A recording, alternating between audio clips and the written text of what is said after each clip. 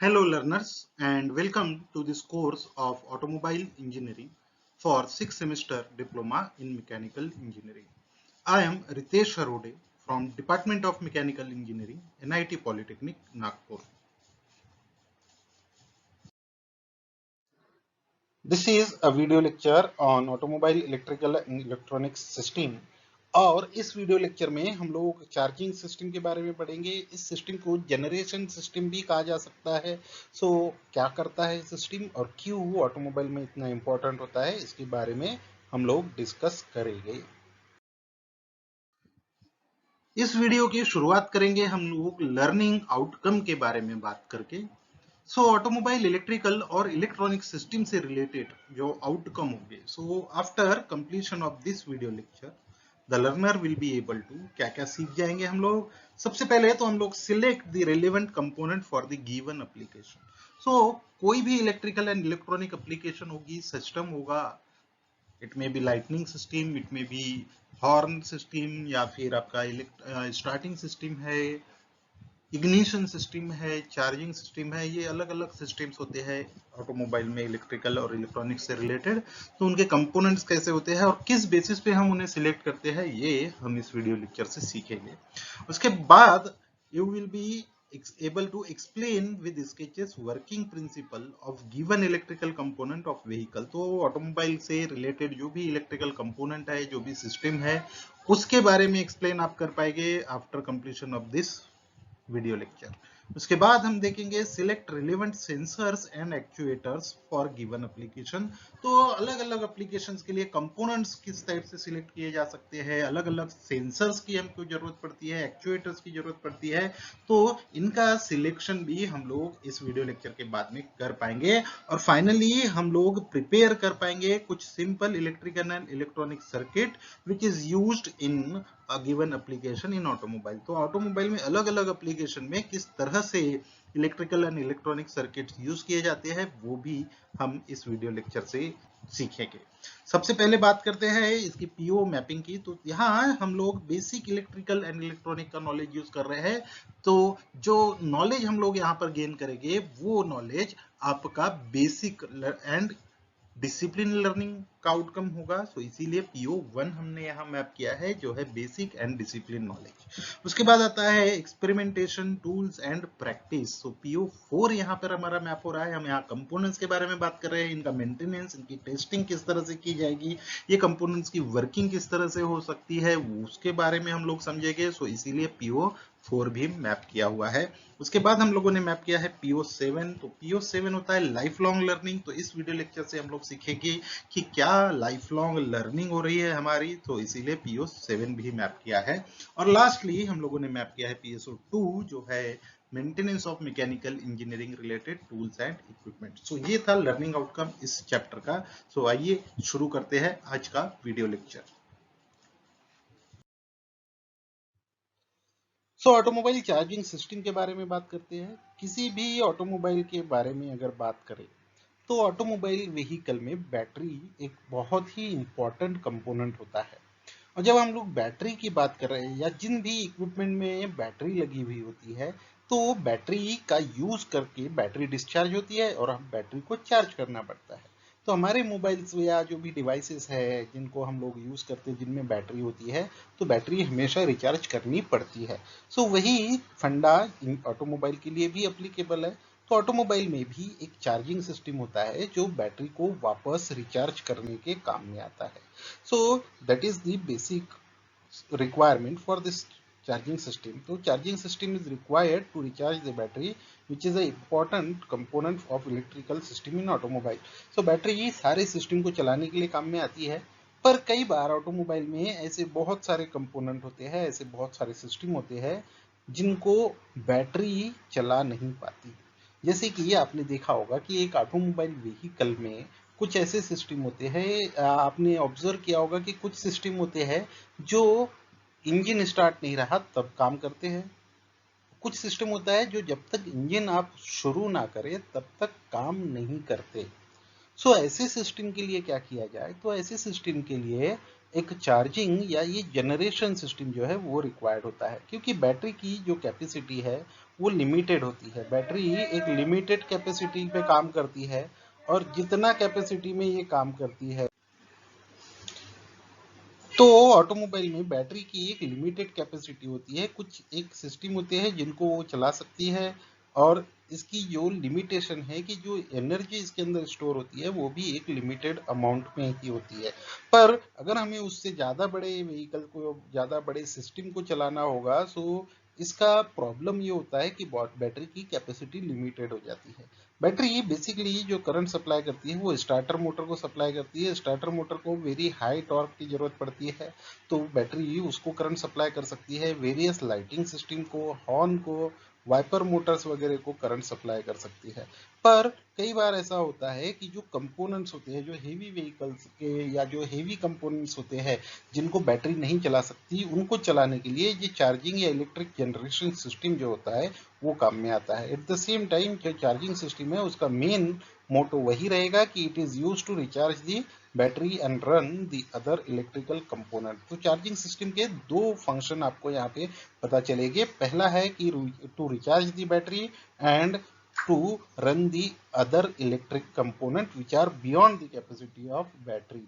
So this is the basic working related to battery. आगे देखते हैं कि ये किस तरह से काम होता है। तो सबसे पहले देखते हैं कि एक कंपोनेंट्स क्या होते हैं, एक चार्जिंग सिस्टम के मेन कंपोनेंट्स क्या हो सकते हैं। बेसिकली यहाँ पर आपको एक सर्किट डायग्राम दिखा रहा है, ये बेसिकली कंपोनेंट है। लेआउट यहाँ पे आपको दिखाई दे रहा है। तो सबसे मेन कंपोनेंट जो होता है वो होता है जनरेटर। जनरेटर का काम आपको सभी को पता है कि generator is used to convert mechanical energy into electrical energy. तो जनरेटर का काम है कि मैकेनिकल एनर्जी को इलेक्ट्रिकल एनर्जी में कन्वर्ट करना है। तो यहाँ पे जनरेटर या डायनामो आपके सिस्टम में यूज होता है।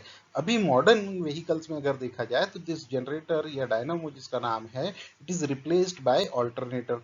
तो ऑल्टरनेटर क्या होता है वो हम आगे देखेंगे। तो बेसिकली ये जो जनरेटर होता है ये डायरेक्टली ये गियरिंग मैकेनिज्म के थ्रू इंजन से कनेक्ट होता है। इंजन इसको ड्राइव करता है, यानी जब भी आपकी बैटरी, आपका इंजन शुरू रहेगा तो ये जनरेटर भी शुरू रहेगा। जनरेटर को वहां से मैकेनिकल एनर्जी मिलेगी जिसको ये इलेक्ट्रिकल एनर्जी में कन्वर्ट कर देगा। ये जो इलेक्ट्रिकल एनर्जी आती है ये पहुंचती है रेगुलेटर में। रेगुलेटर का काम है कि it controls the generator output according to the need, it controls the current और वोल्टेज। तो रेगुलेटर का काम क्या है, ये जो जनरेटर ने इलेक्ट्रिक करंट जनरेट किया है उसका वोल्टेज और करंट अपनी कैपेसिटी के हिसाब से मेंटेन करना। क्योंकि जनरेटर मैकेनिकल एनर्जी पे चल रहा है जो कि इंजन पे है, तो इंजन की स्पीड कभी भी कांस्टेंट नहीं रहती। तो उसकी वजह से ये हो सकता है कि जो इलेक्ट्रिसिटी जनरेट हो रही है उसका वोल्टेज या करंट भी कभी भी कांस्टेंट नहीं रहेगा। ये जो करंट या वोल्टेज यहाँ पे जनरेट होगा वो एक रेगुलेट करके, उसको कंट्रोल करके आपके सारे एसेसरीज को जिनको भी ड्राइव करना है उनको सप्लाई करना पड़ता है। एट द सेम टाइम अगर बैटरी को सप्लाई करना है तो उसके लिए भी वो करंट 12 वोल्ट का ही होना चाहिए, क्योंकि अगर आपने ज्यादा वोल्टेज का करंट इसको सप्लाई कर दिया तो इसमें प्रॉब्लम की बैटरी आपके शॉर्ट सर्किट हो जाए या बैटरी खराब हो सकती है। इसीलिए ये बहुत जरूरी होता है। उसके बाद एक एमीटर भी आप सिस्टम में लगा सकते हो ताकि आपको पता चल सके कि आपकी बैटरी कितनी चार्ज है, कितना सिस्टम आपका इंजन जनरेट कर रहा है एंड ऑल। उसके बाद एक तीसरा कंपोनेंट है कि जो रिले यहाँ पर यूज करता है। Relay basically use to control the flow of current between generator and battery, it acts as a circuit breaker. Relay का काम होता है कि करंट सिर्फ और सिर्फ यहाँ रेगुलेटर से बैटरी की तरफ ही जाना चाहिए, यहाँ से रिटर्न करंट का फ्लो पॉसिबल होना नहीं चाहिए। तो ये काम करने के लिए हम ये रिले कंपोनेंट भी यूज करते हैं। तो basically these three are the main component of any charging system. Now देखते हैं कि जनरेटर क्या होता है। जनरेटर बेसिकली एक मैकेनिकल डिवाइस है जो मैकेनिकल एनर्जी को इलेक्ट्रिकल एनर्जी में कन्वर्ट करता है। तो this work on the principle of electromagnetism. Electromagnetism में क्या होगा, हमारे पास दो कंपोनेंट होते हैं, दो परमानेंट मैग्नेट होते हैं, एक यहाँ पे इसका नॉर्थ पोल और दूसरा मैग्नेट साउथ पोल से। तो जब नॉर्थ और साउथ पोल को हम यहाँ पे फिट करके रखते हैं तो ये इलेक्ट्रोमैग्नेटिक वेव्स निकलती है जो नॉर्थ से निकलती है और साउथ में डिसॉल्व होती है। यहाँ इन इलेक्ट्रोमैग्नेटिक वेव्स के बीच में अगर एक कंपोनेंट, एक कैपेसिटर या कंडक्टर को हम रोटेट करते हैं तो ये कंडक्टर क्या करेगा, इलेक्ट्रोमैग्नेटिक वेव्स को कट करेगा। और जैसे जैसे आपके इलेक्ट्रोमैग्नेटिक वेव्स कट होते जाएंगे वैसा वैसा इसके अंदर एक ईएमएफ इंड्यूस्ड होगा, और वो ईएमएफ जो इंड्यूस्ड होता है उसके बेस पर आपका सिस्टम काम करता है, यानी इलेक्ट्रिसिटी जनरेट होती है। अब हमारे पास ऑटोमोबाइल में मैकेनिकल एनर्जी अवेलेबल है।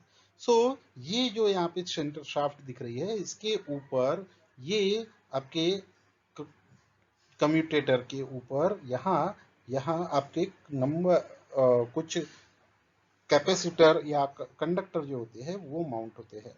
और यहाँ पे दो परमानेंट मैग्नेट हमारे पास होते हैं जो आर्मेचर में लगे हुए होते हैं, और वो होते हैं जिससे इलेक्ट्रोमैग्नेटिक वेव्स जनरेट होती है। जब आपका जनरेटर घूमता है, जब इंजन पावर चलता है तो ये इंजन इस शाफ्ट को रोटेट करता है। सो इस तरह से ये आपका वर्किंग प्रिंसिपल काम करता है। सो यहाँ पे देखिए ये मैग्नेट्स है और ये इलेक्ट्रोमैग्नेटिक वेव्स को ये जो आपके कंडक्टर है वो उसको कट कर रहा है। मैग्नेटिक फील्ड को जब ये कट करता है तो ईएमएफ इंड्यूस्ड होता है, यानी इलेक्ट्रिक करंट जनरेट होता है। सो इस तरह से ये डायनामो काम करता है। तो डायनामो की अगर खासियत देखी जाए तो परमानेंट मैग्नेट हम लोग यहाँ पे यूज करते हैं, उसकी वजह से इसकी जो स्पीड है वो एक पर्टिकुलर लिमिट तक ही काम में आती है। सो इसका एक तो साइज बड़ा होता है, साइज बड़ा होने की वजह से परमानेंट मैग्नेट भी इसमें थोड़े से लार्ज कैपेसिटी से होते हैं, और इसका जो करंट जनरेट होता है वो हमेशा डीसी करंट जनरेट होता है।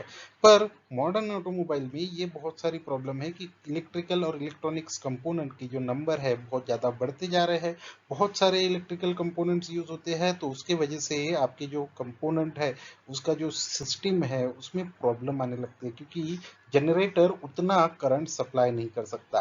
एट द सेम टाइम हमें ऑल्टरनेट करंट की जरूरत पड़ती है। बहुत सारे इक्विपमेंट इस तरह से होते हैं जिनको ऑल्टरनेट करंट की जरूरत पड़ती है। सो ये सारी चीजों को करने के लिए हम लोग यहाँ पर दूसरा सिस्टम यूज करते हैं जिसमें जनरेटर को रिप्लेस किया जाता है ऑल्टरनेटर से। तो आइए देखते हैं ऑल्टरनेटर किस तरह से काम करता है। सो अल्टरनेटर जैसे कि यहाँ पे दिखाई दे रहा है, जनरेटर के मुकाबले इसका जो साइज होता है वो 2/3 होता है, यानी बहुत छोटा होता है। यहाँ पर जो मैग्नेट्स हम लोग यूज करते हैं वो कुछ टेम्पररी मैग्नेट होते हैं। So alternator generates alternating current unlike dynamo which generate direct current. तो ये जनरेटर जो होता है, अल्टरनेटर जो होता है वो अल्टरनेट करंट जनरेट करता है, और ये कैसे करता है और क्यों करता है उसके बारे में हम लोग डिस्कस करेंगे। सबसे पहले है तो ये जो modern automobile which requires more electric loads are fitted with alternator instead of dynamo. तो जो भी मॉडर्न ऑटोमोबाइल्स हो गए उसके अंदर अल्टरनेटर ही यूज किए हो जाते हैं। These vehicles require more electrical power because they have power steering, power windows, electrical system and power automobile transmission. So बहुत सारे इक्विपमेंट ऐसे होते हैं जो इलेक्ट्रिसिटी पर काम करते हैं। सो इसीलिए ये बहुत जरूरी हो जाता है कि आपको बहुत ज्यादा अमाउंट ऑफ इलेक्ट्रिक करंट की जरूरत होती है। सो वह पावर सप्लाई करने के लिए, वो जो आपकी नीड है उसको कोप अप करने के लिए हम ऑल्टरनेटर का यूज करते हैं। A rectifier is required to convert AC to DC as all electrical equipment use DC. So एक रेक्टिफायर यहाँ पर यूज होता है, एक कंपोनेंट ज्यादा हो जाता है। सो ऑल्टरनेटर में और आपके जनरेटर का जो बेसिक डिफरेंस है कि यहाँ पर ऑल्टरनेटर में परमानेंट मैग्नेट यूज कर रहे थे, आपके जनरेटर में क्या होता था, परमानेंट मैग्नेट हम लोग यूज कर रहे हैं, एट द सेम टाइम उसके अंदर जो कैपेसिटर होते हैं, आपके जो कंडक्टर होते हैं वो रोटेट होते हैं, कंडक्टर रोटेट होते हैं।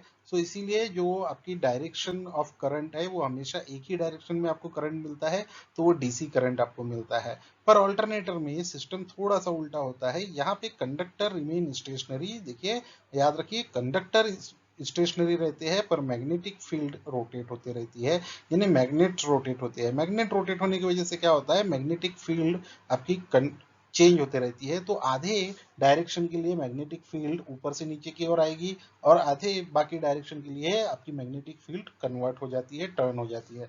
और ऐसा होने की वजह से क्या होता है, आपका जो मोशन है, जो करंट का फ्लो है, वो एक फॉरवर्ड डायरेक्शन में आधी वेव चलती है और रिवर्स डायरेक्शन में बाकी की वेव, और इस टाइप के करंट को हम लोग अल्टरनेट करंट बोलते हैं। तो इस तरह से आपका अल्टरनेट काम करता है। अल्टरनेटर की खासियत ये है कि इसकी स्पीड बहुत ज़्यादा जा सकती है, 10,000 आरपीएम तक की भी आरपीएम आपका अल्टरनेटर गेन कर सकता है। At the same time size में छोटा होने की वजह से ये ज़्यादा पावर जनरेट करता है। इंजन का जो पावर एब्जॉर्ब कर ज़्यादा इंजन का पावर ये ऑक्यूपाई करता नहीं है। सो इसीलिए अल्टरनेटर बहुत ज़्यादा मॉडर्न व्हीकल्स में यूज़ किया जाता है और इसीलिए डायनामो का जो यूज़ है अब वो ऑटोमोबाइल्स में नहीं होता। अगर सर्किट डायग्राम देखा जाए तो डीसी सर्किट और एसी सर्किट के बारे में, तो डीसी सर्किट में हमेशा जनरेटर रहेगा और ये हमने ऑलरेडी देख लिया कि जनरेटर से करंट रेगुलेटर पे जाएगा, जहां से वो बैटरी को चार्ज और बाकी जगह पे काम करने के लिए यूजफुल होता है। एसी चार्जिंग सिस्टम में generator is replaced by alternator, उसके बाद इग्निशन स्विच, रेगुलेटर होता है, रेक्टिफायर वगैरह भी यहाँ पे जरूरत पड़ेगी ताकि एसी को डीसी में कन्वर्ट किया जा सके। तो जब भी ये हम लोग यहाँ रेगुलेटर से लोड ले रहे हैं तो हर जो सिस्टम रहेगा वो रेगुलेटर को यूज करके एंड रिले को यूज करके आगे पावर सप्लाई करने के काम में आता है। सो ये इस तरह से आपका जो चार्जिंग सिस्टम है वो काम करता है। सो आई होप कि आप ये दोनों सर्किट इजीली अब बना पाएंगे। So in this way, we have come to the end of this video lecture. The summary of this video lecture will be describe charging system with circuit diagram. So circuit diagrams हम लोगों ने देखे हैं। Charging system को आप easily अभी define कर सकते हैं और उसकी वर्किंग को एक्सप्लेन कर पाएंगे। So this is the our outcome for this video lecture. साथ ही साथ पीओ मैपिंग के बारे में बात करें तो पीओ 1 हमारा यहाँ पे सेटिस्फाई हुआ, पीओ 4 हमारा सेटिस्फाई होता है, पीओ 7 हमारा यहाँ पे फुलफिल होता है, लाइफ लॉन्ग लर्निंग होती है, और उसके बाद PSO 2 that is component related to mechanical engineering, उनका मेंटेनेंस यहाँ पर हम लोग कर सकते हैं। So this is all about the charging system.